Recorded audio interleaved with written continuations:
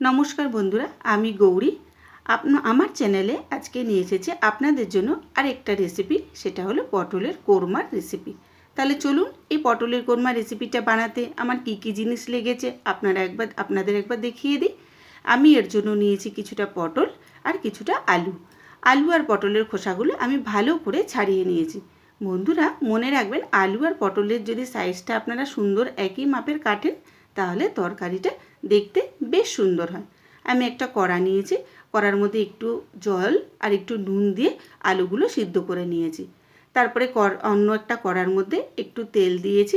তেলের মধ্যে আস্তে আস্তে আমি পটলগুলো দিয়ে দিয়েছি এটা ভাজার জন্য। ভাজবার জন্য এর মধ্যে সামান্য একটু হলুদ আর সামান্য একটু আমি নুন অ্যাড করেছি।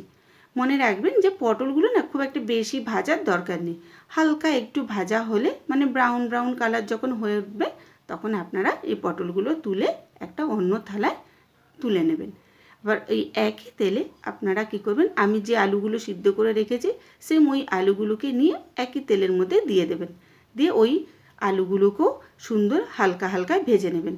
আলুটা খুব একটা বেশি ভাজার দরকার নেই, যেহেতু আলুটা আমার সিদ্ধ করা আছে। এবং এই তেলের মধ্যে যখন আলুগুলো আমি দিয়ে দেবো তার মধ্যে সামান্য একটু নুন আর সামান্য একটু আমি হলুদ দিয়েছি।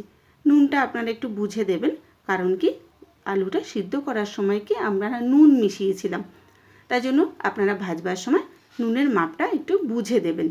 এবার ভালো করে এই আলুটা একটু নাড়াচাড়া করে নিয়েছি আমি এই তেলের মধ্যে। আর এই আলুটা ভাজা হতে হতে চলুন একবার দেখে নিই এই জন্য আমার কী কী মশলা প্রয়োজন হয়েছে। আমি একটা বাটি নিয়েছি, বাটির মধ্যে সামান্য একটুখানি পোস্ত বেটে নিয়েছি আর সামান্য একটু টক দই নিয়েছি। পরিমাণটা আপনারা বুঝে নিয়ে নেবেন। তার মধ্যে নিয়েছি সামান্য একটু আদা বাটা। আদাটা খুব একটা আমি নিয়ে নিই, অল্প একটু নিয়েছি, হাফ চামচের মতন। তার মধ্যে দিয়েছি সামান্য একটু হলুদ আর সামান্য একটু নুন। আপনারা আপনাদের পরিমাণ বুঝে নুন নেবেন, কারণ কি নুনের মাপটা যদি অতিরিক্ত হয়ে যায় তাহলে কী হবে, তরকারির স্বাদটা নষ্ট হয়ে যায়। আর এই তরকারিটার রং সুন্দর আনার জন্য আমি এর মধ্যে দিয়েছি সামান্য একটু কাশ্মীরি লঙ্কা। এবার ওই সব কটা উপকরণ যখন ওই বাটির মধ্যে নেওয়া হয়ে যাবে, তারপর একটা চামচ দিয়ে ভালো করে ওই মশলাগুলো আপনারা একটু নাড়িয়ে নেবেন।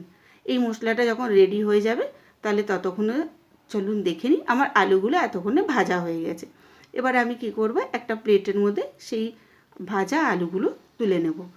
আমি একই থালার মধ্যে যেখানে আলু ভেজেছি তার পাশে প্লেটে পটলগুলোর আলুগুলো পাশাপাশি রেখেছি। চলুন একবার দেখে নিই আমি কীরকম ভেজেছি।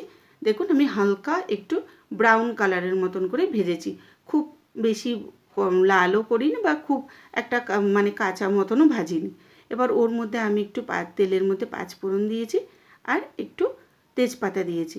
এবার একটা যখন ফোড়নের হালকা আপনারা গন্ধ পাবেন তখন যে মশলাগুলো বানিয়ে রেখেছি সে মশলাটা আপনারা দিয়ে দেবেন।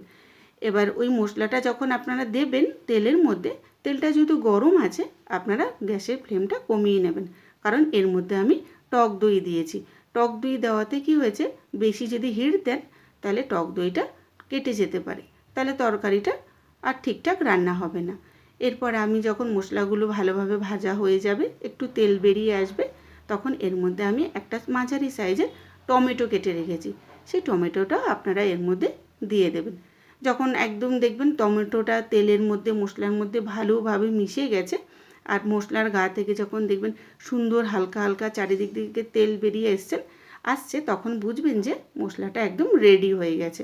তারপর ওর মধ্যে ভেজে রাখা আলু আর ভেজে রাখা পটল দুটোই আপনারা একসাথে দিয়ে দেবেন। দিয়ে সুন্দর করে হালকা করে একটু নাড়াচাড়া করে নেবেন।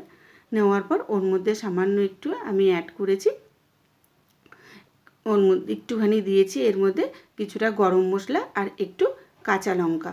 গরম মশলাটা আর কাঁচা লঙ্কাটা না আপনারা আপনাদের পরিমাণ বুঝে দেবেন, কারণ আমি অল্প পরিমাণে কাঁচা লঙ্কা দিয়েছি, আপনারা আপনাদের ঝাল বুঝে কাঁচা লঙ্কাটা দেবেন। এবার সব কিছু গরম মশলাটা যখন একদম ওই আলু পটলের তরকারির মধ্যে মিশে যাবে তখন একটা আমি অন্য পাত্রের মধ্যে ঢেলে নিয়েছি। তাহলে দেখলেন বন্ধুরা কত অল্প সময় কত অল্প উপকরণে সহজেই পটলের কোরমা রেসিপি এই নিরামিষ বানানো যায়। তাহলে আপনারা কেমন হয়েছে এই রেসিপিটি আমাকে অবশ্যই কমেন্ট বক্সে জানাবেন।